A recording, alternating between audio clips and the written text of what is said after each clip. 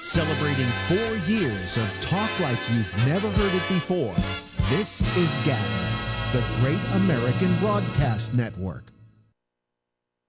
Reasons why you tune into GABNET. Reason number 29, the Citizen Panel. I'm saying that he could actually, a good lawyer might be able to make a case that he cannot get a fair trial anywhere in the United States because the President of the United States said, quote, he should be executed. And if you can't find a fair jury anywhere in this country because they've all been exposed to this. No, he'll never go to trial if he's treated as an enemy combatant. He's not being treated as an enemy combatant, Phil. He's basically a citizen. He has a green card. He has all the rights that a citizen of the United States has because he has a green card. Either you want to follow the Constitution of the United States or not. Go to Russia if you don't want to follow the rules. He said that he did this for ISIS. He had a note in his thing. He had phone calls on his cell phone, and he says that he did it for ISIS. Therefore, okay, so Phil, if you did that, you should be able to be treated as enemy combatant.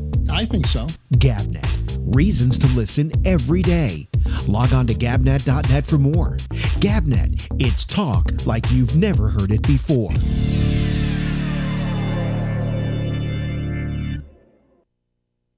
Talk like you've never heard it before is now talk like you've never seen it before.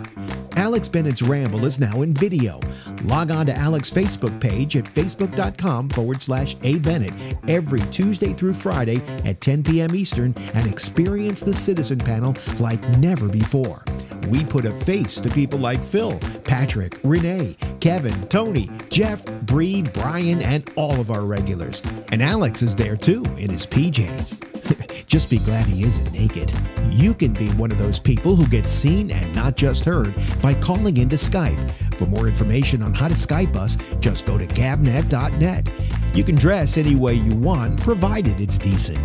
GABNET is now not just talk and not just a pretty face. So why don't you add yours? Hi, everybody. This is Alex Bennett, and I've had a long and interesting trip. It's called life. And for years, people have demanded that I write a book about it, and while I've been a writer, my main talent has always been that of a broadcaster. Over a year ago, I decided not to write the book, but using my best skill, I decided to tell it. It's called Life in the Passing Lane, and I described it as an audio biography. It's presented in 30-minute chapters, so it's easy to binge listen. And you can access it on the GABNET page by clicking on Life in the Passing Lane and going to a page with every single episode, plus some extras. If you want to access it on your mobile device, that's easy too. It's on iTunes. It's Life in the Passing Lane, an audio biography by me. I'm Alex Bennett. Hi, everybody. This is Alex Bennett asking you the musical question. What are you doing every Tuesday through Friday night at 10 o'clock Eastern Time? Well, that's when we're live with The Ramble. And The Ramble is a program of deep, thoughtful discussion, sometimes just wacky and goofy. It's always fun. It's always exciting. It's always stimulating. It's a lot of people just talking with each other. Yes, we call them a citizen panel. And we have like upwards to 9-10 people. Sometimes we call it a full house. Sometimes we call it a royal flush. And beyond that, just call it sheer madness. Anyway, I'd like you to join me each and every Tuesday through Friday, 10 o'clock Eastern Time until midnight for The Ramble. Right here on GABNET. Now more than ever, talk like you've never heard it before.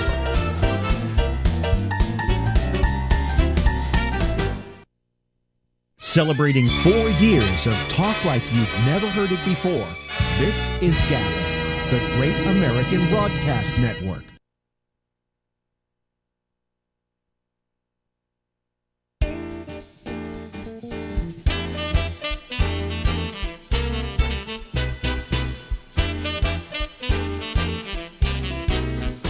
I sing.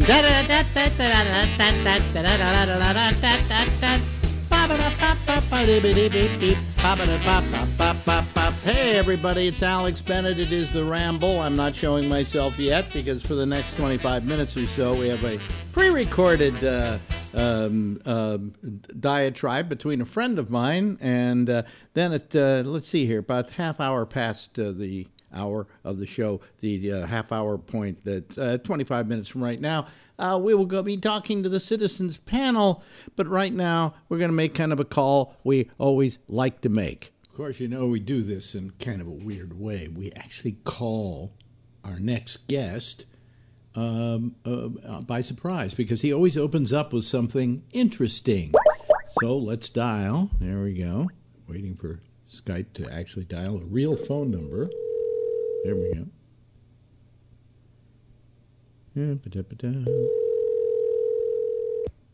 Will he be there? Alex's guests tonight are Virginia Graham, Stan Can the Gadget Man, and Ron Horshack Palillo. Brought to you by AIDS Diet Candy. Lose weight with AIDS. Ooh. Hello, I just thought I'd take you back to the good old innocent 70s. Stan Can, the what man again? I forget it. The Gadget Man. Yeah, I remember that. Stan Can, the Gadget Man. Well, Merv, here's a can opener that's also a skate key. I made it. You might want to look at that there. And here's a top hat with a spring on it. So when you hit the ceiling, you'll bounce right back there. Ooh. And now, Monty Rock the Third. Ooh. I wonder whatever happened to Stan. I wonder whatever happened to Stan Can, the Gadget Man. I would assume he died or they buried him in one of his gadgets. Well, Merv, it's a coffin with a shoehorn that just easily slips into a hole that's too small for it. Ooh, fascinating. Ladies and gentlemen, this is Stephen Pearl. Thank you very much. I hope you're reliving these magic memories with me. Now, did you do that thing for Bubbles the other night? Yeah, that was fun. His big 3-7. His big metric year in comedy. Yeah, a metric year in comedy. You know, I told him, I said, you wait for your 35th or you wait for your 40th, but you're 37, you know, it's kind of like, all right, so what, you going to do 38 next year? Well, we couldn't do the 35th because they had Peter Lemongello that night. It was sold out. We can't do the 40th because most of us will be dead by then. So we figured 37 was a nice round number. Yeah, a nice round number. So it went well, huh? I had fun. Yeah, I did. Well, everyone did like material, which was good. But I did. It was Bubbles, a big event for Bubbles, I guess, is Rise to the Middle. So I did a George Jessel style roast. I'll never forget the first time I saw Larry Brown. Of course, back then he went under the name Larry Crib Death Brown, and it was me who convinced him to change it to Bubbles, which sounded sunnier and more effervescent. And I did stuff like that. And, he was soon spotted by Dana Carvey, who was in town filming the Peter Tork story. By the way, Dana still wears the same wig, and mine doesn't look natural. And that kind of got hit, and he kind of got grown. So you can't say anything about Dana. This is Marin. And it was fun. I did that for about 7 minutes, and like half the crowd was really into it, half the crowd was, well, what's he doing? So well, that's all. That's according to plan. That's always been the case with you, hasn't it? Yeah, not always, but I didn't know what was. I just wanted to do something new and special and this and that, and I guess it worked on the left side of the room. It didn't quite work on the right side of the room, but I don't care. It was fun. But you see, at this point in your career, you have a kind of I don't care attitude. when you hit 60, you're on borrowed time. Anything the bank can collect any days. It may take 35 years to make happen that day, so I don't care. Yeah, so. But in my career, whatever that was, I just wanted to do something different, and I had a good time doing it. And Bubbles loved it. Yeah, I pretty much did it, mostly for Bubbles, and Becky was there. She said, "Oh man, you're insane! You're insane!" So I knew that was the seal of approval. The seal of approval, right? Exactly. You've always been insane. That's why I like. I've always been. That's why I like talking to you. I don't know what to expect next. It. Outside the box, baby. Outside the box. One toe in the box, outside. Did he get a good crowd there?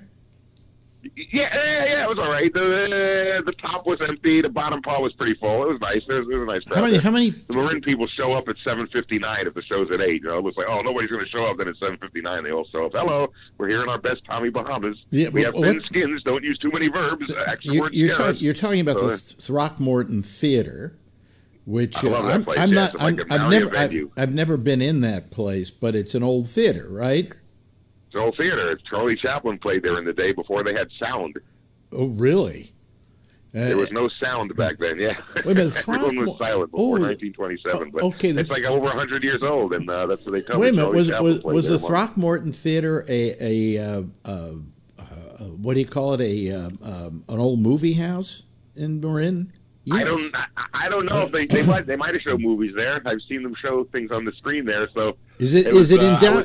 Mostly a live thing, but I'm trying to remember what the theater was. The movie theater was in Mill Valley, and I don't think it was the Throckmorton. I think it was no. There's a theater up the street from it that you're probably thinking about. So how big is it? Is on Throckmorton. As soon as you turn the block, there it is. How big is the theater?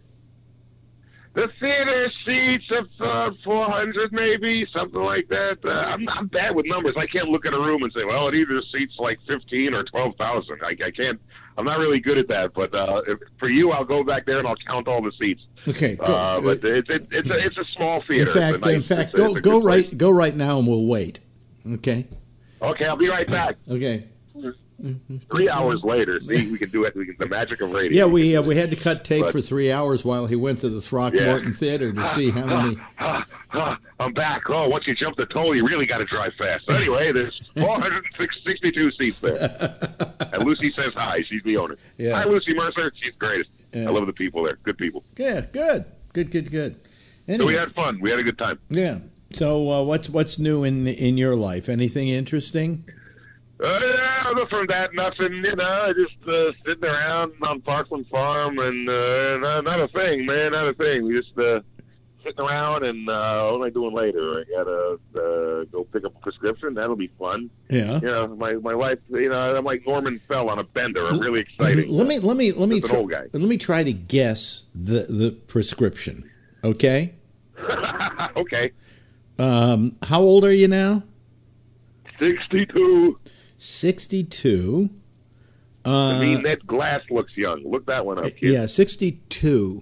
So I'm kind of guessing the drug is either for your blood pressure or something to do with the blood, or it has to do with your prostate. Damn, you're good. Blood pressure. Ding, ding, ding. Get the man a cigar. And start playing. Because I can't even pronounce it. Metapolo or something. Thins the blood. Oh, really? Oh, okay. Well, see, the thing is that as time goes on, they'll add more drugs. They'll this one. Oh, I've got plenty now. And then they'll add. I've got drugs to prevent me from hitting people with a hammer. So, yeah. You know what the problem is, though? That you, as you get older, you don't have a union that you can rely on to get your medical care from. Like I have, I have SAG-AFTRA, and I've found out not only from other people, but now from personal experience, that my SAG-AFTRA, or it was basically the SAG health plan, is probably one of the best in the entire country. And yet, comedians never had a union. I mean, you've got a union if you do some TV and you become part of SAG-AFTRA, I think do they still have the American Guild of Variety Artists? That was another one that you could have belonged to in your profession, but there's no union for comedians, and God knows there are enough comedians in this country to do it. Oh, sure. Anyone needs it. I think people have talked about starting one in the past, or maybe they have started them and they just took off with the money or something to the Catskills. I don't know, but Dick Bach, Catskills legend, is starting a comedy union. Send him $200 and you'll be covered. Well, I've seen little things of people talking about it, but I don't think it's really happened. The club owners always had this attitude they were doing you a favor. You know, that you needed the stage time to hone your craft, and so therefore they didn't. That was Mitzi Shore's philosophy at the Comedy Store. Yeah. We don't have to pay you. Why should we have to pay you? You're learning your craft here. Well, she should pay you because she is charging admission and making a bundle. Yep. Yeah. Throw them a little something. Was there ever a strike at the Comedy Store? Do I remember one? There was a major strike. It was in 1979. There were people. One guy jumped off a roof because of it, because he stopped getting to work because of it, and there are still people today who aren't talking to each other because of it. Almost 40 years later, it was. I was just up here brand new, and I'm so glad I was left out of it, because it made the news. It was all over the place. and it looked real, and it got really, really, really ugly. I know people. Well, finally, you went to L.A. and you must have worked the Comedy Store. Did they at the point? Sure did. At the point you went down there, did they pay you? Oh yeah, I was getting paid, and they were paying okay too. So it was you get if she put you in the main room on a weekend, which she did, you get a piece of the house, and it was always packed. It was a big room, so that. And you get like, what was it, 25 to 50 a spot in the original room, 50 on the weekends, I think 25 during the week. And then the comedy boom ended in the mid-90s, and they cut the money in half. And then they cut it in half again. And now you get paid in King Corn stamps. Yes. Available at any Bohack supermarket, but nowhere else. Yeah, don't take Bitcoin. No. No, but I mean, you get paid in Mitzi's Lucky Bucks, chocolate coin. Yeah, but I mean, there's never been, the reason why you have a union is not only to set prices and to ensure certain level of wages for your members, but also for things like health benefits and pension funds and things like that. And the fact that there's never been they probably figured that, comedians eventually, if they do well at all, are going to come under AFTRA or SAG or and now SAG-AFTRA, and they're going to be covered. But I think about those guys who are never going to be doing a lot of TV. That you're just punching out the clubs for the rest of their lives. Road guys, cruise ship guys, there's all kinds of levels of working comics. And then there's Perry Kurtz. So, oh man, I saw him and another comic who's like at his level going at it on Facebook the other day. It was hysterical. Really? What was going on? What was going on? Let me first of all say to the people who listen to this, and there are not a lot of them, not like I used to have, but there are enough. To get you in on the joke here, big man. Perry Kurtz, if we were to say who was the worst comic in America, I think his name would be mentioned more often than not. Right? Yeah, but he's on I would say he was on an equal level with a fellow named Perry Gillespie, and the two of them were going at it. Perry? And each quip landed with the grace of the Hindenburg. Oh, boy. Well, what were they arguing about? Perry made an alleged joke, and Terry said, well, you should stick to karaoke. And Perry said, I make a living playing assisted living facilities. What do you do? Oh, yeah, Mr. Cheap Shot. Well, I'm Mr. Rubberface, and I'm big in the southern Daytona area. Hell yeah, well, I'm big in the 818 area code on Wednesday afternoon. Oh, God. Woo! Well, every now and then I'll get... Fud. Every now and then I'll get a Facebook message from Perry Kurtz. And it will always be about something he did, which is, thank God, I only get a message from him about once every 5 years. That's good. and the last time was a couple of weeks ago, where he had wound up appearing on The Late Show with James Corden. The Late Show with James Corden. He played the keyboard with his tongue. Yeah, but he acted like it says Perry Kurtz on James Corden's, with James Corden on Late, whatever. It made it seem like, and now, ladies and gentlemen, here's Perry Kurtz, and he comes out and does his comedy, right? No. Yeah. Or he sits on the panel. No. It was like something where the audience members, it was like audience member talents. Yeah, it's like bar tricks or something. Yeah, so he had like a keyboard. The boy knows how to push himself. The boy can hustle. He had a keyboard, and he played it with his nose. God. Yeah, there you go. Actually, with his tongue. So yeah. Tongue? What was his tongue? We Kurtz experts. We watch all the videos. Yeah, you're big collection of Kurtz videos. So you have the whole thing. Yeah, believe it. Well, it's Kurtzomania.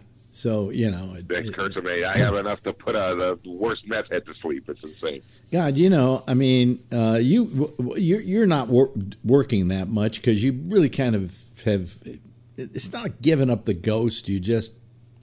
Hey, you did it all those years, and now you're kind of tired of it, maybe? I did it over 40. I'm tired. Right now, I'm on a hiatus. I did the theater, the Broadway theater, because that was fun, and I'm going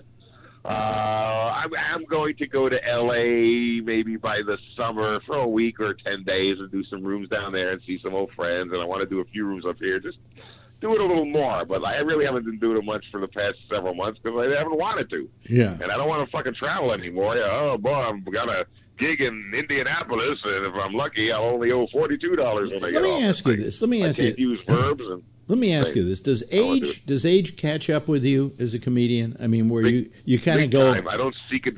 Yeah. I don't seek adventure as much as I used to. I don't want to travel. I've been all over the world, man. I've been in I've been in Japan. I've been in Asia like 4 or 5 times. Because if a comedian's going to, I want to say, if a comedian wants to be a stand-up comic and he wants to make money, he has to be a road warrior. You're just not going to make your money.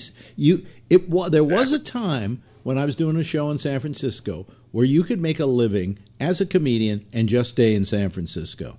That's right, and that we did. Yeah, but if you really wanted to make money, you had to go on the road. Now, I know Bobby Slayton, my old friend, he's been a road warrior for years. I mean, he's been a road dog. He's been out there. He doesn't know what city he's in when he wakes up in the morning, Yeah. And he finally got sick and tired of it. He took 6 months off finally. He just said, I can't do it anymore. You have to. You looked in the mirror and said, I look 127. So I'm taking some time off. What you hope you've got by the time you reach your age is a sitcom. I'm an old man. Playing the janitor or something like that, And Bobby never landed a sitcom. He was in pilots. I remember, do you know what Bobby, this is a good, interesting story. Bobby had me make up for him because I had an editing system, all right, a reel of his work, okay, so that when he goes someplace, he can hand him a tape and, they can look at it. Yeah, exactly. One of the things that I had to use in the demo was a part he played that was only in a pilot and it never made it. Now, you remember Roger Rabbit? You remember the Roger Rabbit days where cartoon characters interacted with human beings? Well, this was a series about a cartoon character who interacted with real human beings. In other words, he was against real backgrounds. And the show was called The Pink Panther. And they decided they were going to do a series of The Pink Panther, but like you would do Roger Rabbit with him playing off of live, real people. And Bobby was the voice of the Pink Panther. And he was really... He's done some stuff, It was really good, but it never made it, Never made it. And he did Bobby, I saw he did a voice on Family Guy once. He was a casino Indian. Yes. He had a little part in Get Shorty. He's in the Ed Wood movie. He did little parts, but he did some stuff. But then, you could either parlay that into something really big, or it could just do a few things, and then you get nothing else. Who knows? He had a major role in Bandits with Bruce Willis and what's his name? God, my mind's going these days. I forget it. But anyway, he did that. He did Bandits. It was also the female actress Kate Blanchett was in that. Okay, and he was one of the main characters in it. He plays a newsman who's telling their life story. He was very good in that. And he was in Dreamgirls. But I didn't know that. Don't blink. He's the comedian on stage before they go on stage. That's what they do. It's like Belzer with his movie. And yes, he was in Get Shorty. And he had one scene in Get Shorty, but he was the casino owner. And he very good. He was in it. He wasn't on the cutting room floor. He's in the movie. If I were a producer, also Woody has taken a liking to him, so he was on Woody Allen's TV show. Yeah, that's right. And then he was in Woody Allen's last movie, but then his scene was cut out, supposedly, one of them. So I was going to use him, but I was busy at the preschool just looking around.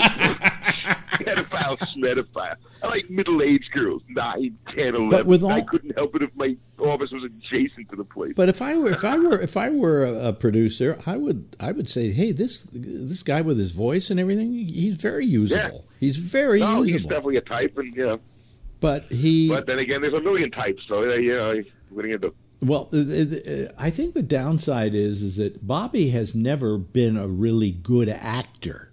You know what I'm saying? In other words, Bobby is I still think one of the best stand-ups I've ever seen in my life. Without a doubt. Okay? Without a doubt. But when it came to acting, he always felt flummoxed by acting. And he never knew how to just be him. He never knew how to say a line and be him. And I think as years have gone on, he's gotten better at it. and now this thing he did with Woody on that TV show that Woody had, I thought he was terrific. You know, he's finally is able to act, but it may be too late because he's also he's got to be over 65. I think he's about my age. About your age, a little. Of course, I look a lot younger, but I eat a lot of rats. I mean, he's a little less than 65. I haven't asked him. I think he's my age, or it might be a couple months younger than me, actually. Really? Okay. Well, in any event, when you get to reach that age, there is definitely an age bias. There's no question without about doubt, it. The gray list, man.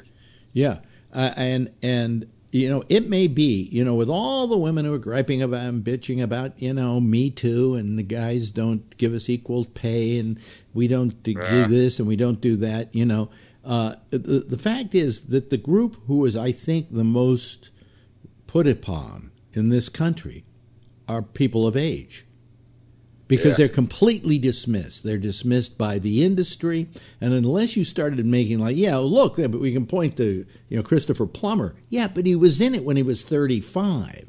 Okay. Yeah. Judi Dench. Yeah, she was in it when she was a really sexy-looking 22. You know. Yeah, you got like Harrison Ford, Al Pacino. They've been in it forever, so you know. They will and work even most likely. And even they can't get the roles they used to get. Of course not. They're not yet. They're like supporting roles. I mean, Pacino now is down to doing HBO all the time.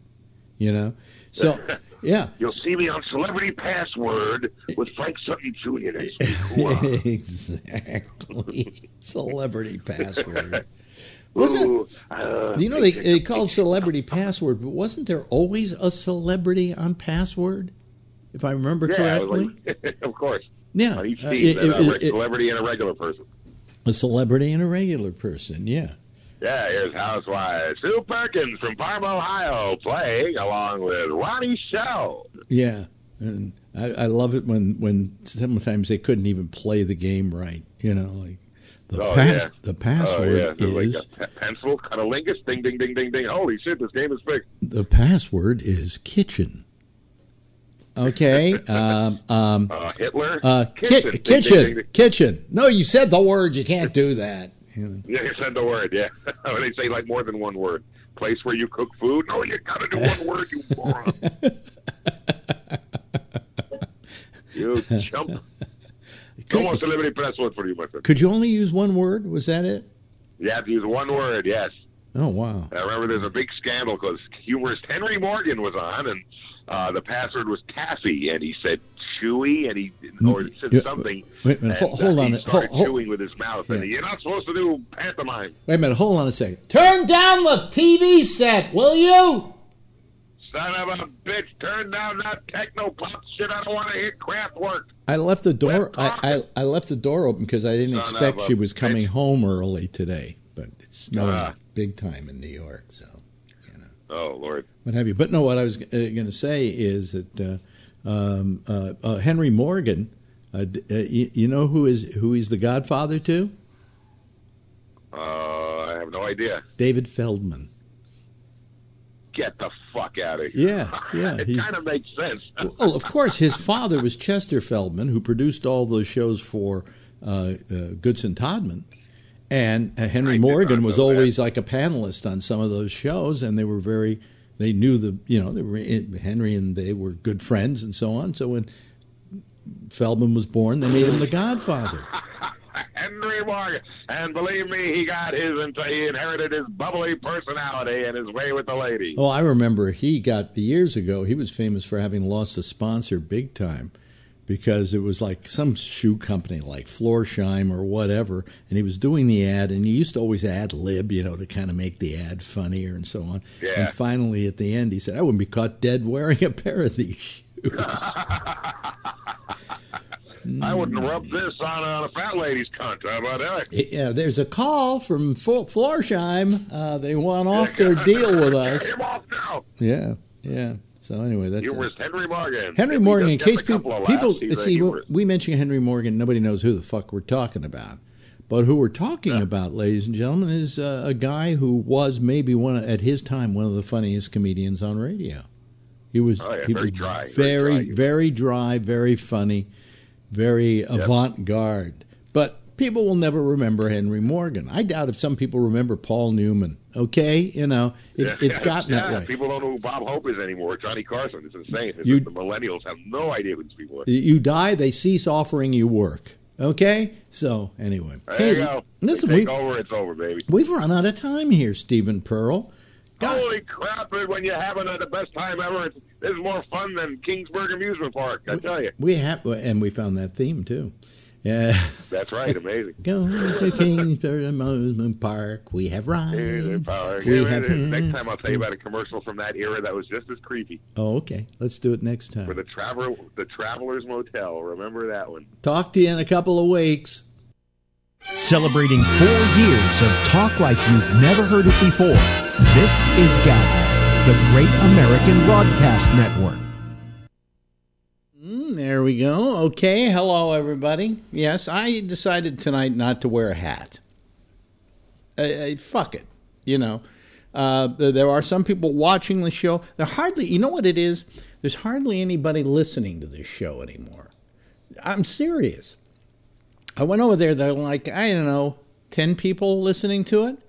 Because they get to the Gabnet page for the audio, and they go, okay, hi, we can watch the video. It's right here on this page because it's on the Gabnet.net page. Now, I'm making a big mistake here. Radio is my first profession. I care more about radio than I do about TV. But somehow, everybody wants to see the video, and they figure I don't have to listen to the audio. So I'm either thinking of cutting one of the two things off. Either not broadcasting it on audio, or not broadcasting it on video and driving everybody back to the audio again. Neither of which I'm threatening, but I never follow up on my threats, unfortunately, and I should. But and then a lot of people, they don't even listen because they know they can listen anytime they want to in a 24-hour period. But, you can't always count on that because today I fucked up on my feed on the Ramble and on the Jack and Amy show, and it wasn't posted there. So unless you go and, in fact, was it posted to, let me see here, was it posted to iTunes? I think it went to iTunes, but it, where do I, oh yeah. No, it got posted to iTunes, so you could still get it at iTunes.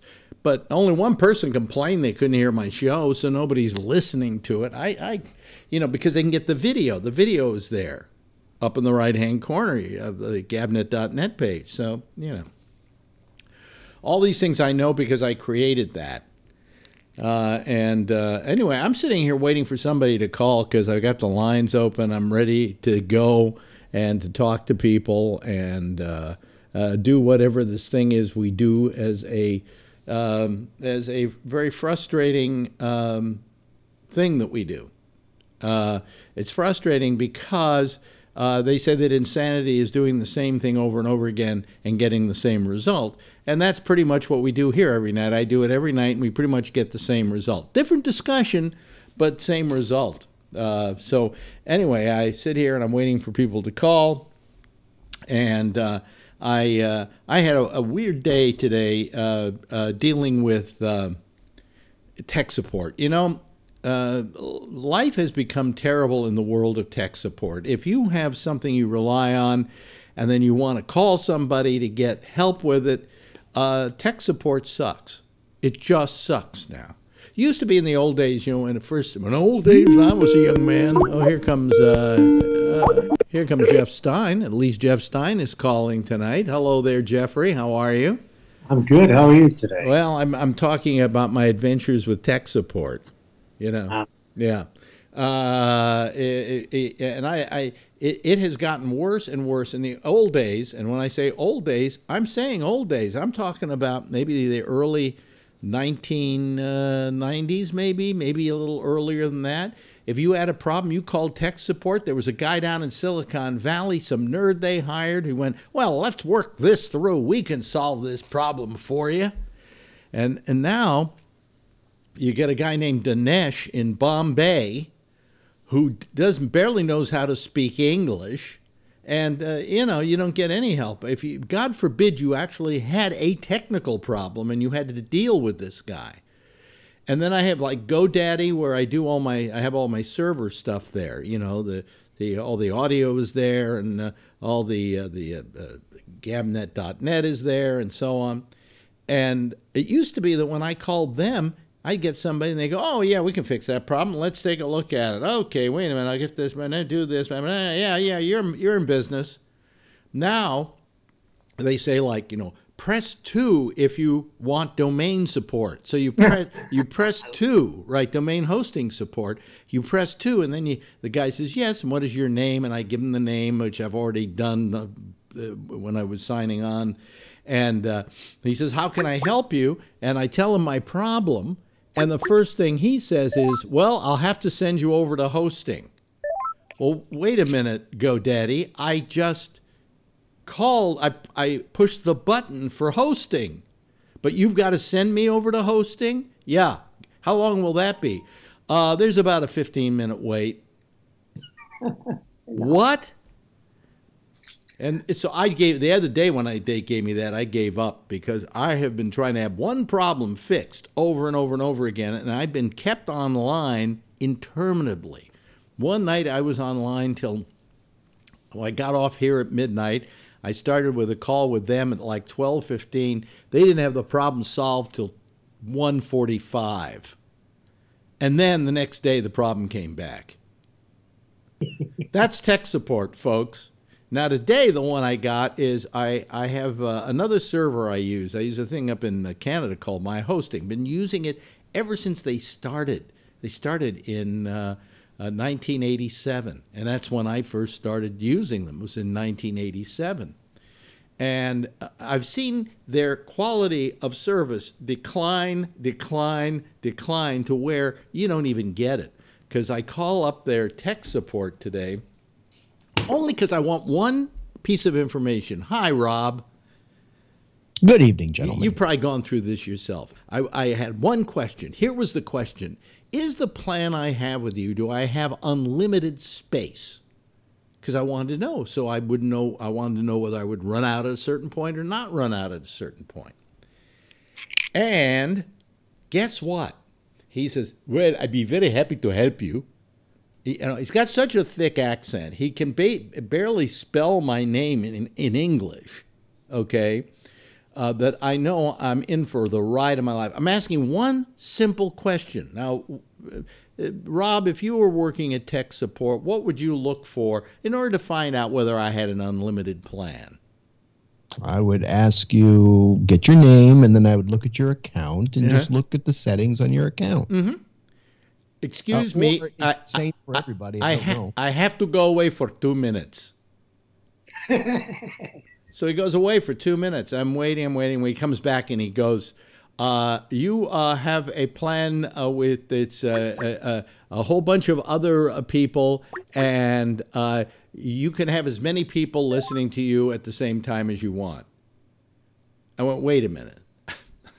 I said, that isn't the question I asked you. I asked you, do I have unlimited space on the server?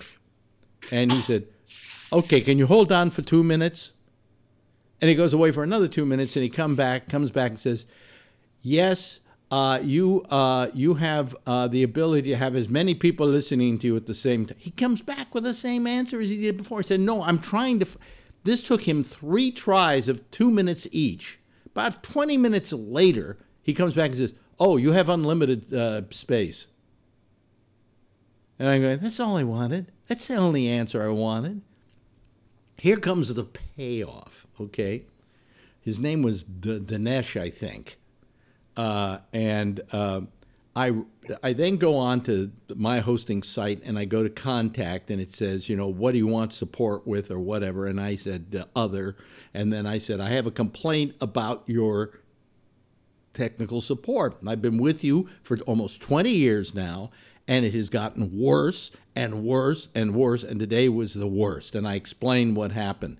And I said, you better do something about this sooner. You're going to start losing a lot of people. And I get a letter back, and it's from Dinesh. Dinesh owns the company. Yeah, I think he, and I even tried calling back once thinking maybe I'd get another guy, and I got the same guy again. They probably only have one guy working their technical support. And the reason I had to go away for 2 minutes was to answer all the other calls. I don't know. But I mean, that's technical support now. Suppose something really goes down. I've got to go through that. I had a very nice experience today. Oh. I called Apple Care to see if they could find in my iCloud the files that were on the desktop that I thought I saw on my iPad. Mm-hmm. They couldn't help me, but their efforts were beyond fantastic. I am so pleased with iCloud service.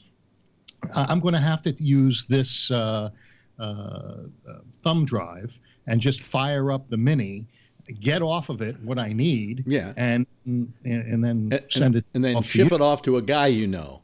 Yeah, a guy I know with an address. Yeah, a guy you know with an address.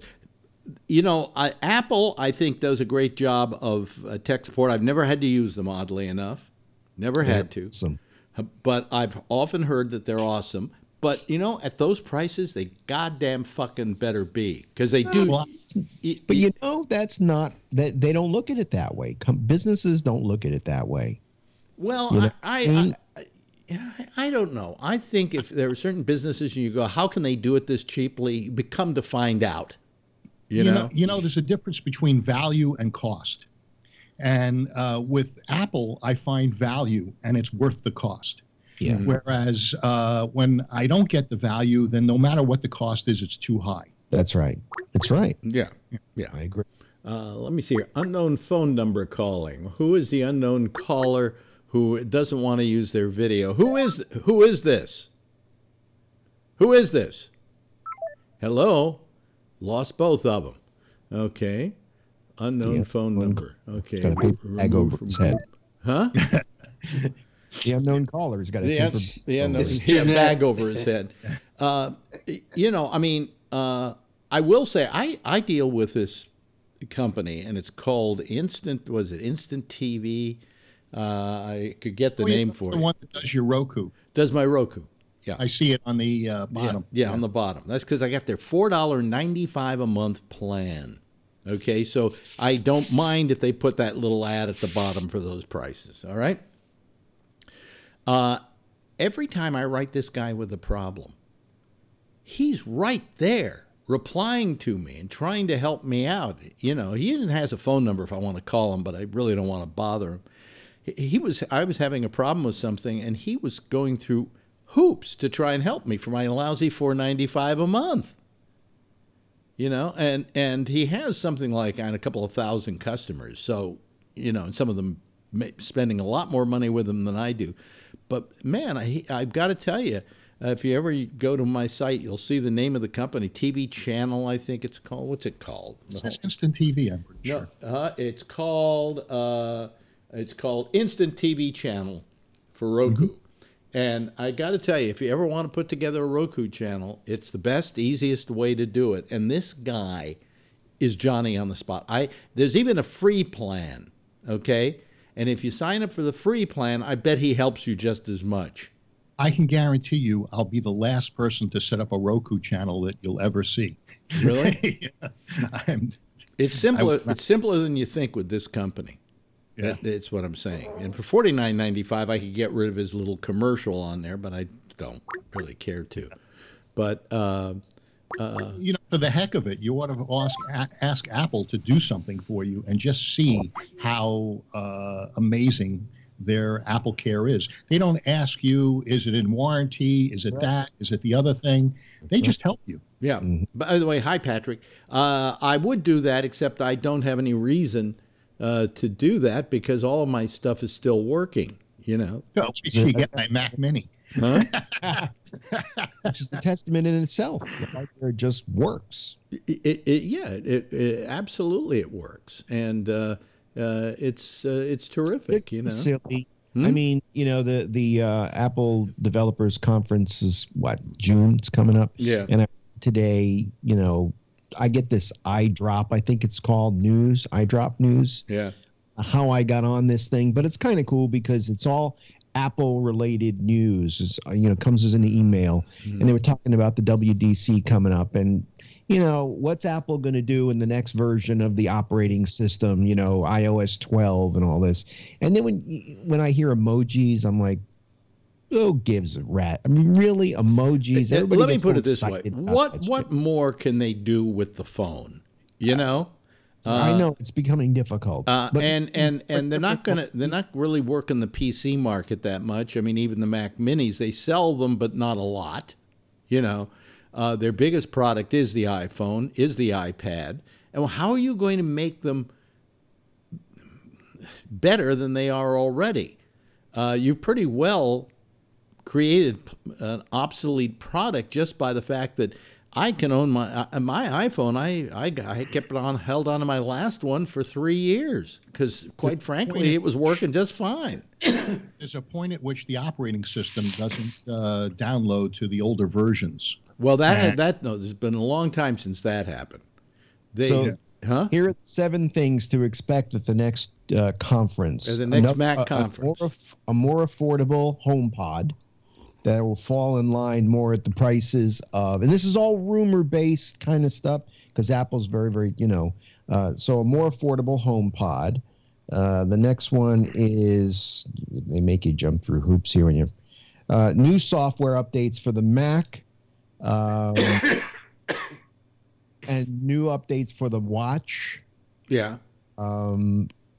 iOS 12, and they, again, the biggest thing here is emojis, and yeah, who cares about the emojis? I mean, I don't get it. Never used an emoji, maybe the thumbs up or the thumbs down, but A possible smile. Well, you've got an emoji on your iPhone X that can actually emulate your face, right, Phil? I don't know. They're called animojis. Yeah, you've got them on the iPhone. You shouldn't even get a phone like that. You don't deserve it. Okay.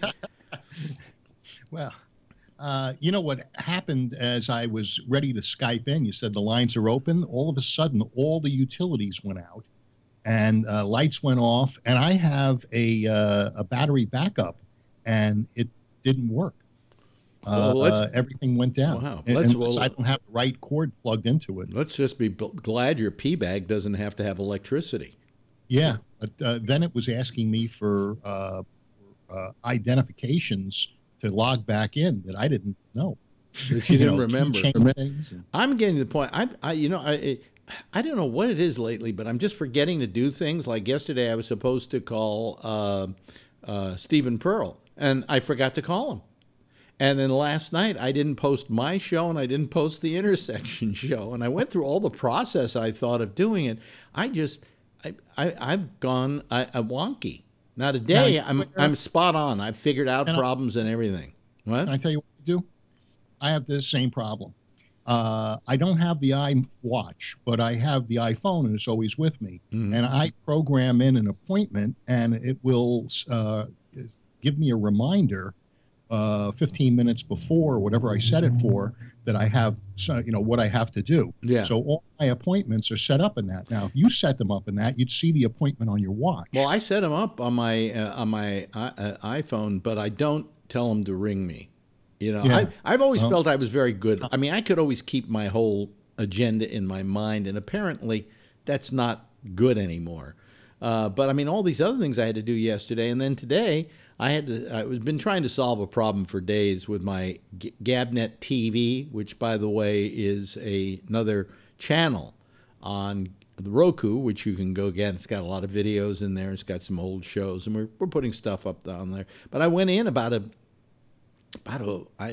week ago, and most of the things on it had disappeared. And I couldn't figure why. And what happens is you can refresh the thing on Roku in your developer's thing, and it tells you what it's not sending. And it said, could not find this file, could not find this file, could not find that file. And they were all on my GoDaddy account. They could find all the files that were on my hosting account up in Canada, but not that one. So I got a hold of this guy at Instant TV. He tried to figure out what it was. He says it may be a glitch over at my hosting. I wrote at Roku. I wrote Roku. They wrote me back and said, well, we see a few little problems here, blah, blah, blah. We don't know what could be causing it. I finally figured it out, because the one thing that had changed with my GoDaddy account since I last looked at Gabnet TV, which was a couple of months ago, was I added security, a security certificate, what they call an SSL. And and I figured it out finally at the last moment today. What I had done was, when I was saying, okay, such and such a file should play, I did http:/// Yeah. when I should have gone HTTPS or Right. HTTPS.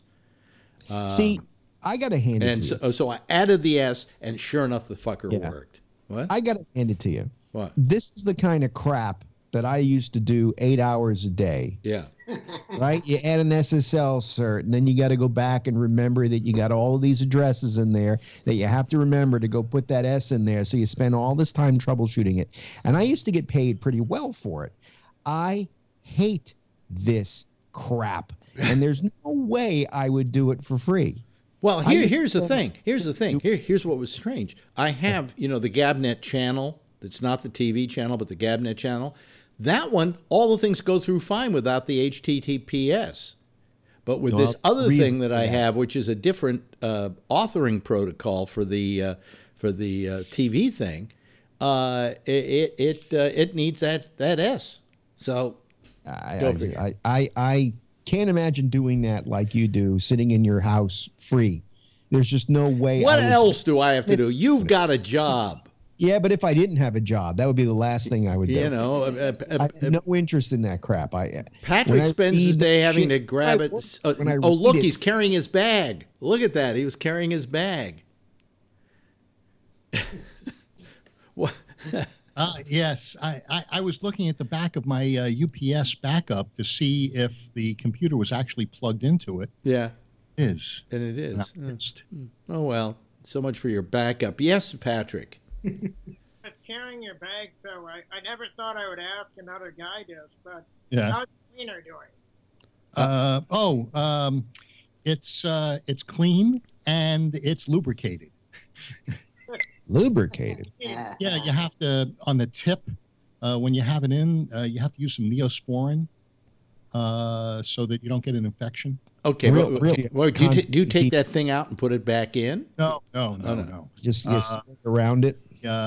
Girlfriend takes a swab, an alcohol swab, and she cleans around the catheter, and then she applies Neosporin. So that's sex between you two now.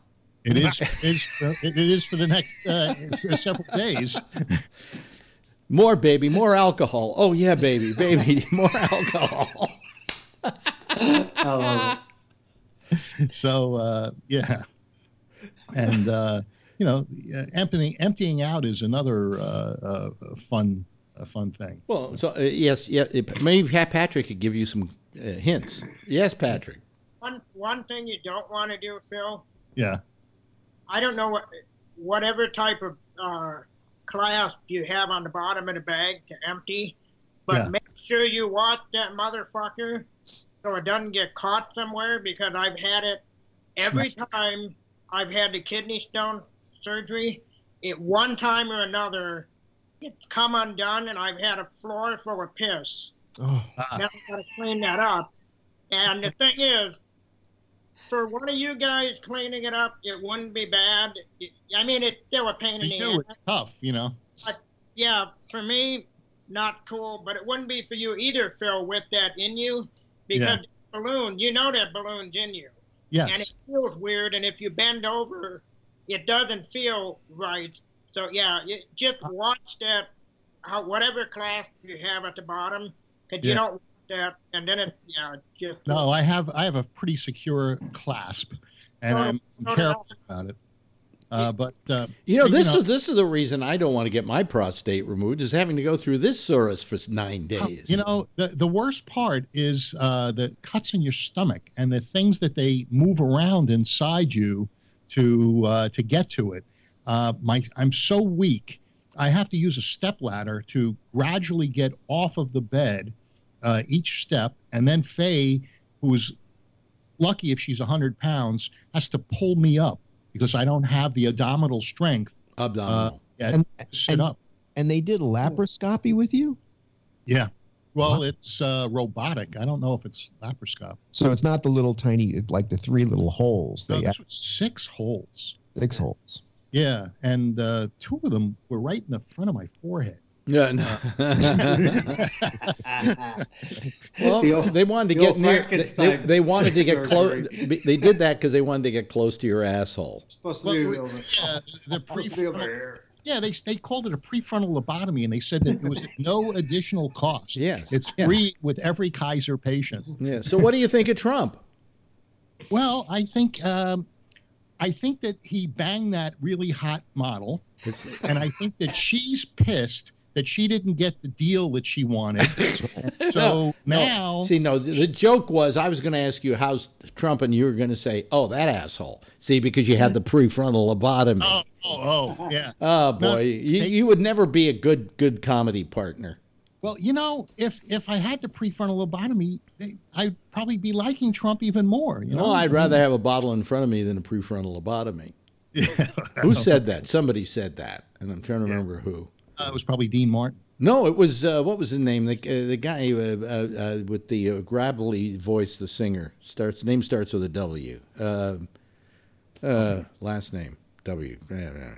Edgar Winter? Yeah, he was in Dracula with Francis Ford Coppola. And if I don't get the name, I'll go crazy here. Hold on a second. Love at First Bite, I think, was George Hamilton. No, that's George Hamilton. But let me see here.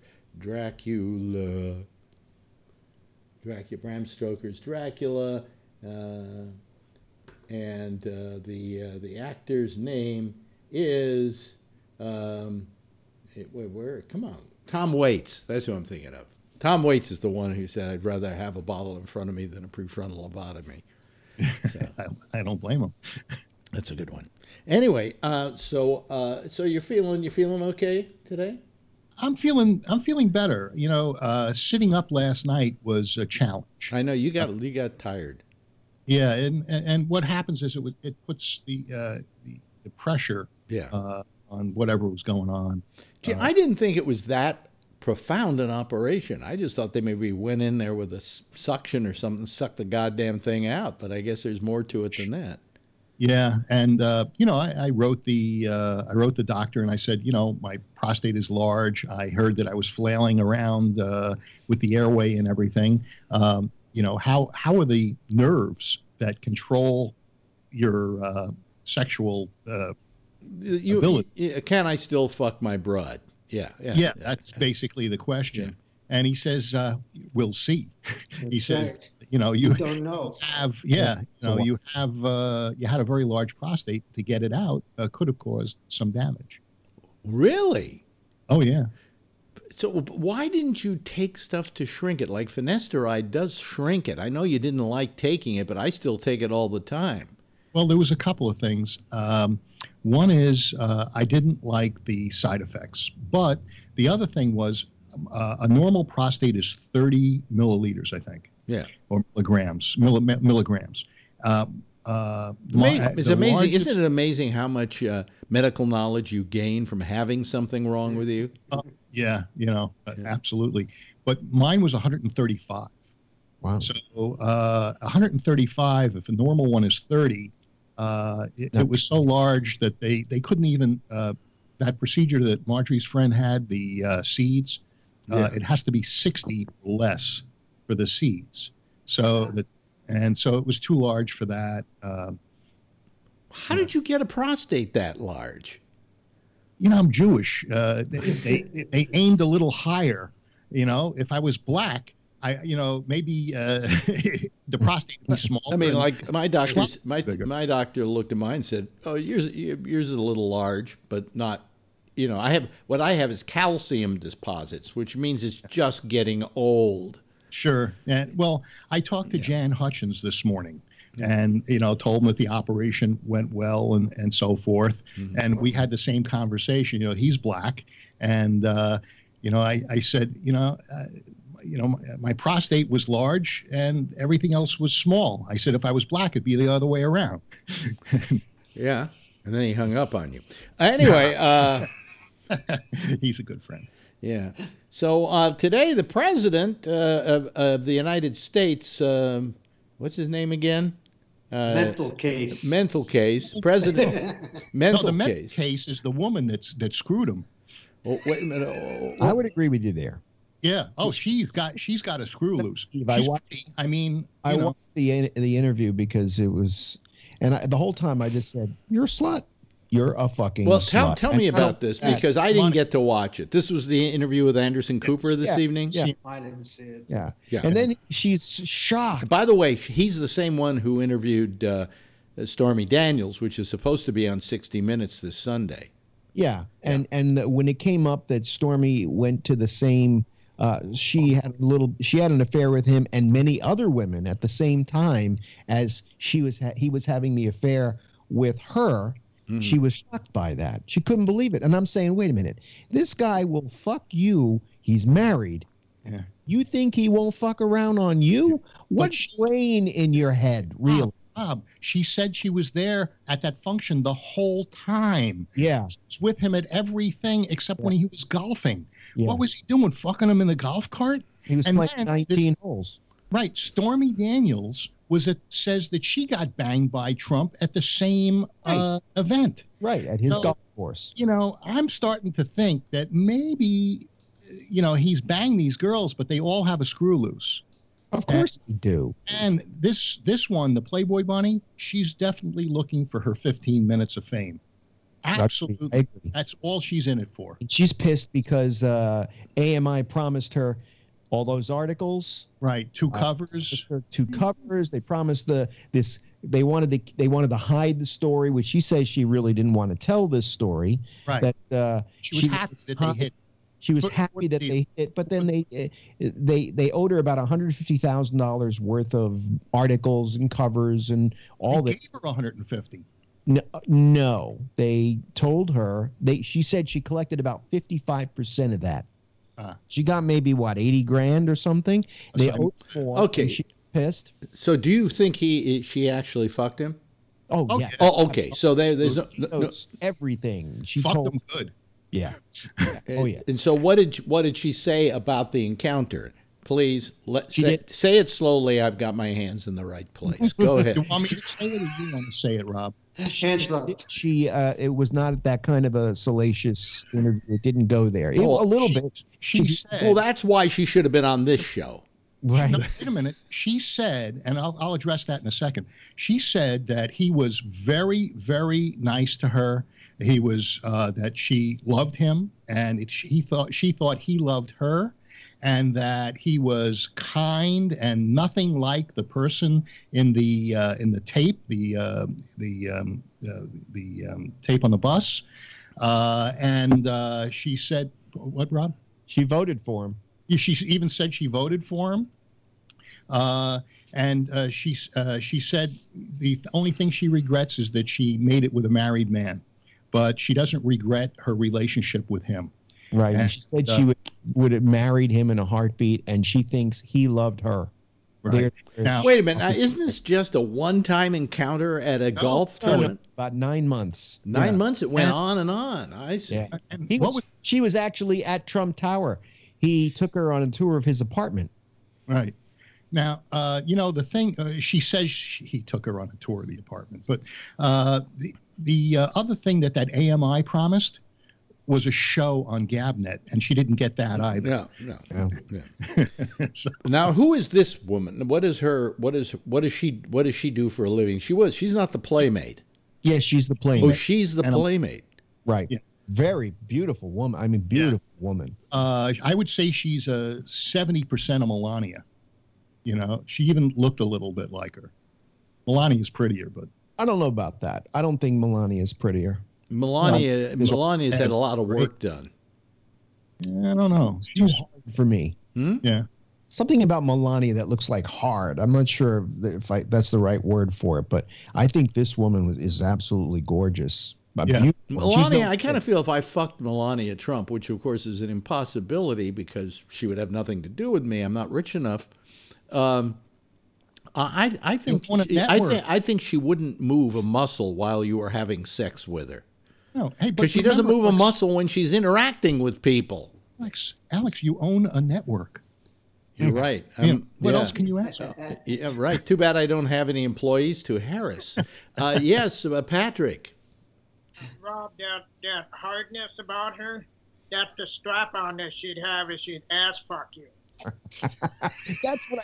Maybe that's what it is. She looks like I don't know. There's something about her that's so.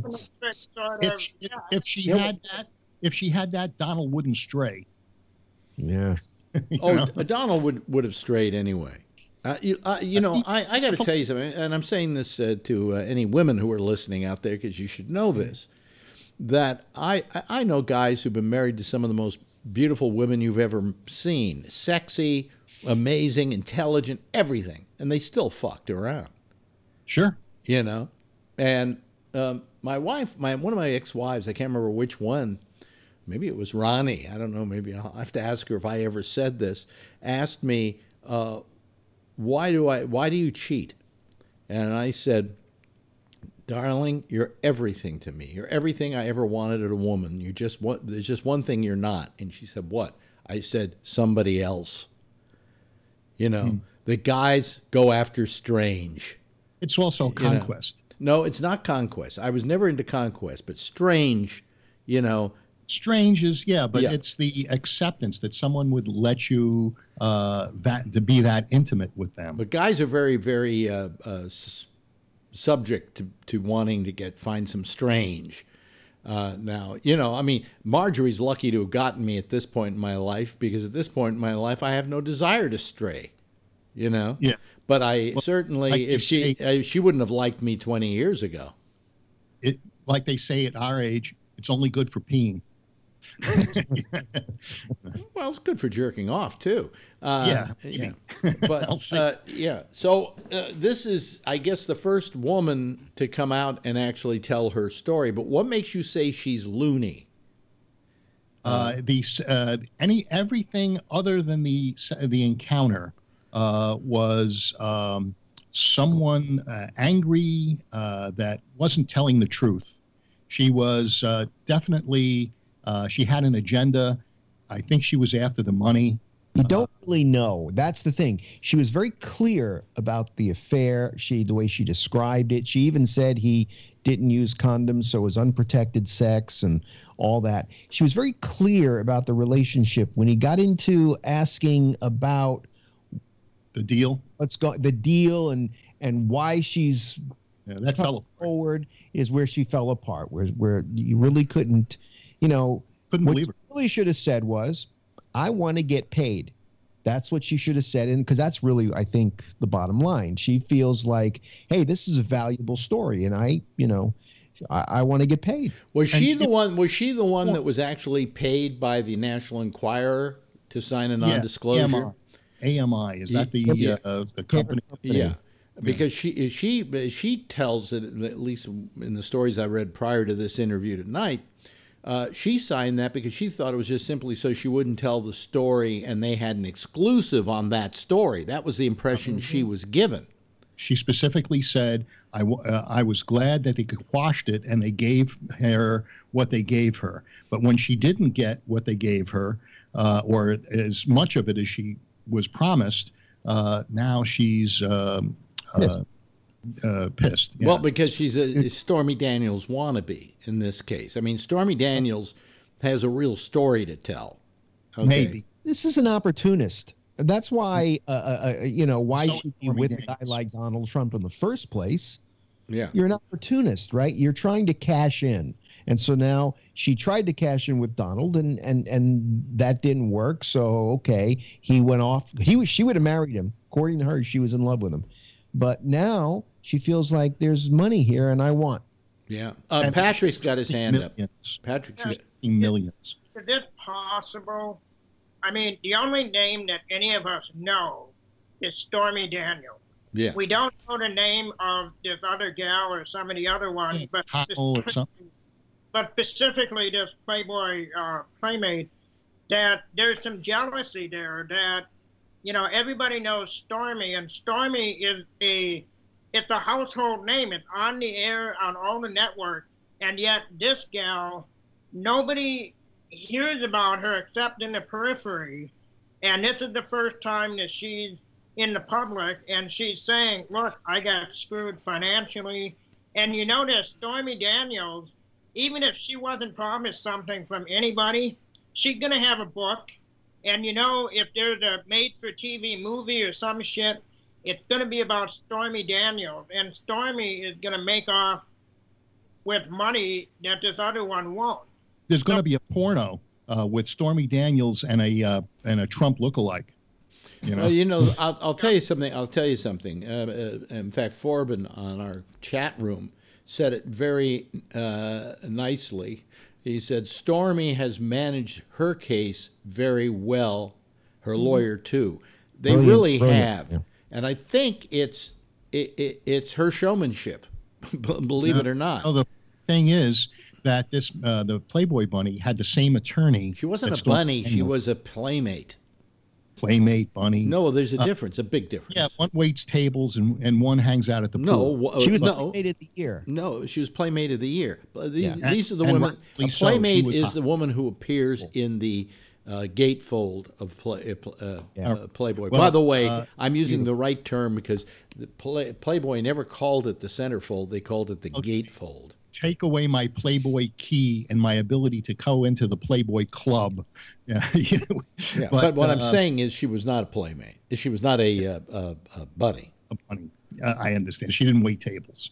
But the thing was, she said that her attorney, at the time that the AMI article was bought, or they bought the AMI article, and they gave her the deal. Her attorney was also representing Stormy Daniels. Yeah. And what goes on there, you know? Well, I would imagine. Are these guys running after the story? No, are these guys attorneys that are chasing ambulances? It could well be this is an attorney who is known within the adult film industry, and they get recommended by other adult film actresses or other women in the sex business who need a good lawyer. This guy, by the way, happens to be a terrific spokesman for her. I mean, I'm not sure because one of the attorneys on the panel, the CNN panel afterwards, said that he knew this Keith, I forget his last name, and he didn't seem to have any aspersions on his business, you know. No, he said he didn't have anything bad to say about him. Right, exactly. Well, no, the guy, I mean, I've seen him on many shows, and he is very, very good at making his case and speaking on her behalf. And with Stormy Daniels, it sounds strange for me to say this, but you've got kind of a class act going there. It's been handled. She doesn't look like a class act with those paste-on tits, you know. But everything that she said, everything the lawyer has represented her with, and so on, seems to have a certain taste to it, you know. If class acts, why would they be making this public? Maybe making this public because money. Certainly. Money. Okay, it's money. Yeah, but there's also another reason too. You don't know that politically she kind of finds Trump repugnant, and the other one. The other one didn't. But Stormy Daniels could well have an agenda as well. I'm sure she does, and that's to promote Stormy Daniels. Right, but money. Yeah. You know. But I think she's in the business for many years, and not just Trump. And she knows how to manage money and manage people and manage when people become problems. And maybe she's used this attorney or other attorneys to solve these customer problems. Well, customer problems. I like that term. McConnell, the gal tonight, I think she said. Now I forget. I'm getting to be like Alex. Yeah. I forgot. Yeah. Well, there's a big difference between Stormy Daniels and Katie McDougal, and that is that Katie McDougal she believes Donald Trump loved her and she loved him, and she was really kind of hoping that the marriage. She said when he took her around the apartment, they passed a room, and he said, "This is Melania's room. She comes here because she wants to be alone and read or whatever." And she went, I guess things aren't, maybe all that great between them. I don't believe Stormy Daniels had any kind of, it was just, a thing. Stormy Daniels, I think, was married. And I think that she was quite happy with her marriage. She's still married to the same guy after all these years. Donald Trump for 9 months would fly her everywhere. She would book the airfare, and he would give her the cash. So there would be no paper trail. And he would put her up. And in fact, Christmas time came, and she got him a gift. And he said, "My gift to you is a New York apartment," which never materialized. She broke up with him before. She never saw the apartment. But and then he asked, why did you break up? And she said just after a while she couldn't deal with her guilt anymore. Her mother told her mother she was friends with Donald Trump, and her mother said, "Don't, I hope you're not being intimate with him. He's a married man." And she grappled with that for a long time, and eventually she just said she couldn't deal with it anymore. Now she's an evangelist and all this. She's all this bullshit. She said, "I'm a different person now," blah blah blah blah blah. I'm born again. Yeah, I like what Jimmy Carter said once to somebody who said, have you been born again? And Jimmy Carter said, "No, I got it right the first time." Yeah. I think they broke up over decorating differences. Yeah, she did mention the gold.